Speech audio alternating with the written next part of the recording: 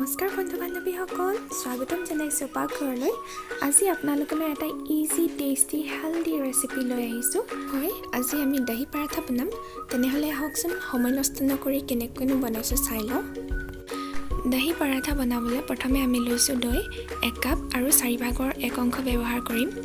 পিহনাই দি আদা 1 চামুচ লৈছোঁ, নিমখ সোৱাদ অনুসৰি, হালধি অকণমান আৰু ৰেড চিলি অকণমান। ধনিয়া লৈছোঁ মিহিকৈ কাটি 3 চামুচমান আৰু এয়া গোটা জিৰা আধা চামুচ। এতিয়া আটাইখিনি 3 কাপ আটাৰ লগত মিক্স কৰি দিম ভালদৰে। মই ইয়াত মান ধনিয়া ব্যৱহাৰ কৰিছোঁ কাৰণ মোৰ ওচৰত ইটো ধনিয়া নাছিলে, কিন্তু আপোনালোকৰ যদি ইটো ধনিয়া আছে সেইটো ধনিয়া ব্যৱহাৰ কৰিব, তাৰ পৰা সুগন্ধটো বেছি ভাল আহে। আৰু ৰেড চিলিৰ সলনি কেঁচা জলকীয়া সৰুকৈ কাটি দিব পাৰে। ধনিয়া গুড়ি অলপ দি দিয়ে, তেতিয়া খাবলৈ আৰু ভাল লাগে, কিন্তু মই যিহেতু আজি অলপ স্বাস্থ্যসন্মতভাৱে বনাবলৈ চেষ্টা কৰিছোঁ, সেইকাৰণে মছলা ব্যৱহাৰটো কমকৈ কৰিবলৈ চেষ্টা কৰিছোঁ। এয়া দি দিছোঁ অকণমান তেল, আধা চামুচতকৈ কমেই হ'ব, কেৱল লাগি নধৰিবলৈহে দিছোঁ ছাইডখিনিত। তেলৰ সলনি আপোনালোকে ঘিউ অকণমানো দি দিব পাৰে, তেতিয়াও হ'ব। এতিয়া দৈখিনি দি পেলাই আমি ভালদৰে আটাইখিনি মিলাই ল'ম। যেনেদৰে ৰুটিৰ কাৰণে আটা মথা যায় তেনেদৰে কৰি ল'লেই হ'ল। খুব বেছি 5 মিনিট সময়ৰ ভিতৰতে আপোনালোকৰ ডৌটো ৰেডি হৈ যাব, বেছিকৈ মথাৰ কোনো প্ৰয়োজন নাই। আৰু এতিয়া আমি ডৌটো ঢাকি পেলাই 10 পৰা 15 মিনিটলৈ থৈ দিম। 15 মিনিটৰ পাছত এয়া ডৌটো উলিয়াই দেখাইছোঁ আপোনালোকক। এইটো ৰেডি হৈয়ে আছে। তেওঁ আমি 1 মিনিটমান সময় আকৌ অকণমান মঠি দিম। একেবাৰে সহজ নহয়নে? আপোনালোকে এবাৰ বনাই খাই চাবচোন। আৰু আপোনালোকে যদি আগতে খাইছে, কেনেদৰে বনাই মোক কমেণ্ট কৰি জনাব।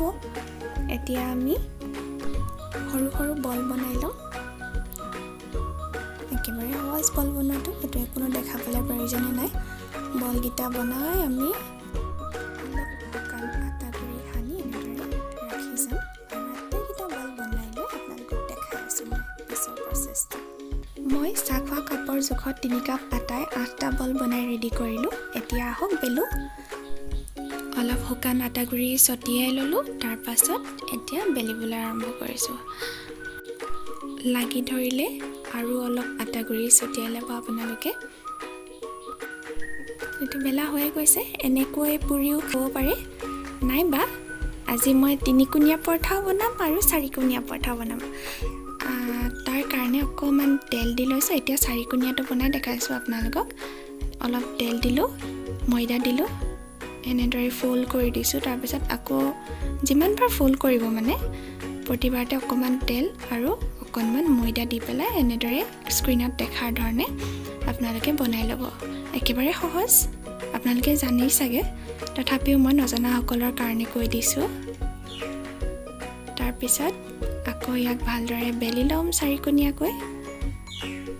আপোনালোকে তেলৰ সলনি ঘিউ দিব পাৰে এনেদৰে মাজে মাজে, তেতিয়া খাবলৈ বিৰাট সোৱাদ হয়।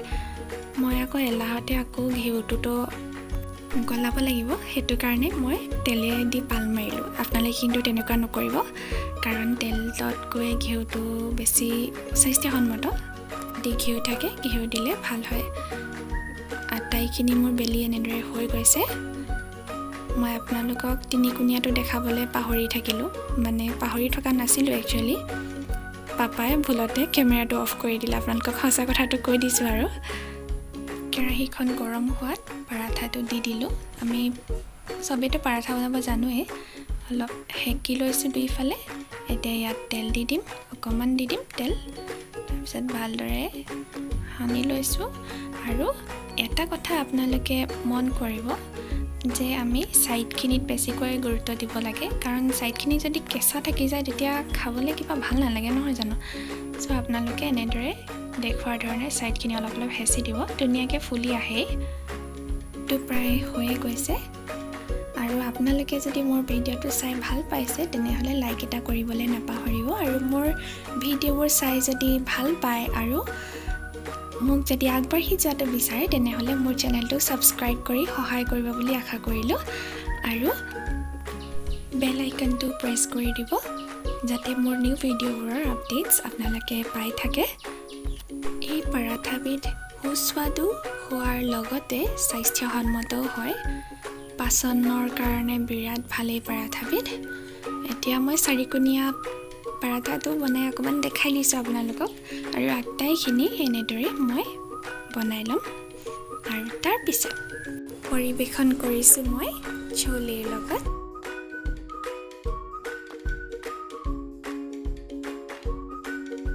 আপোনালোকে যিকোনো চাটনিৰ লগত পৰিৱেশন কৰিব পাৰে। বুটৰ চাটনিৰ লগত বিশেষকৈ বিৰাট ভাল লাগে মোৰ খাই। আৰু এটা মই এতিয়া ফালি দেখাম আপোনালোকক, একেবাৰে কোমল আৰু ভিতৰত আমি ফ'ল্ড কৰি কৰি দিয়াৰ কাৰণে লেয়াৰ্ছ বনি গৈছে, যাৰ কাৰণে আৰু ভাল লাগিছে দেখিবলৈ, নহয় জানো? ঠিক আছে, তেনেহ'লে আজিলৈ আহিছোঁ। ধন্যবাদ।